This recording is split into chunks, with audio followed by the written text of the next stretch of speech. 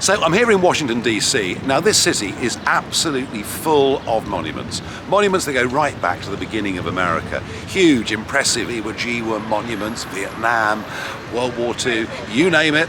Going way back, of course, at Arlington. You can go back and see stuff that happened in the Civil War.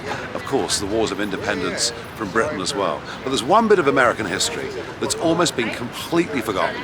And it's their engagement and involvement in World War I. And I've always been amazing to me that I speak to Americans who are very knowledgeable.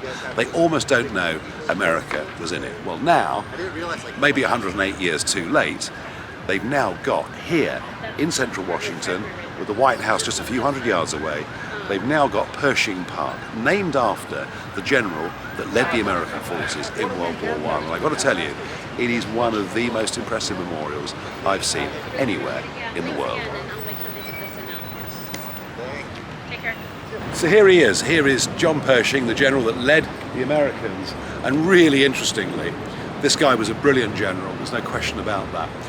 But he writes in his diary on the 11th of November 1918, "I fear we are making a terrible mistake. We will be back here in 20 years' time." Well, it was 21 years. What was he saying? He was saying that the armistice was a mistake, that it was almost letting Germany off the hook, that his belief was we should have forced on, pushed Germany back into their own territory and gone for unconditional surrender. And do you know what? I make him right. I think almost allowing a truce and then a Treaty of Versailles afterwards that came and led to great indignation. And of course Hitler came about because of the myth of Germany undefeated on the battlefield, portrayed by the politicians in Berlin. So Pershing really was a very significant historical figure, if only we'd listened to him.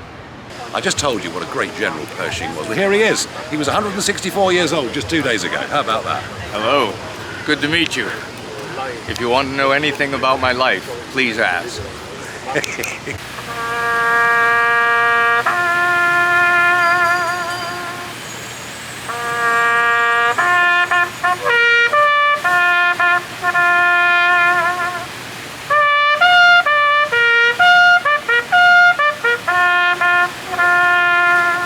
All right. Good. We met up in April. Yes, I've a few times, I I've think. been many times. Oh, yeah. Yeah, I've been many times. Well, I've taken visitors, and, Yeah. I've taken groups to Abrahams and all of that. I'm glad you're here to see this story and pass it on, because others need to know what has happened. And in that cost of war, there is a shell-shocked soldier, which is the father again, who's now been transformed, as the globe and the philosophy of who we are as a species was transformed. And this proceeds into the superhero section under the flag. So here we are. This is it, the moment of battle. Now, I see some discarded shells here, shell cases, and the ground. This is meant to be what, mud and churned up ground? Yeah, the section I did something that gives more the sense of things being ripped apart. And if you look over there, there's a sense of shrapnel on the ground.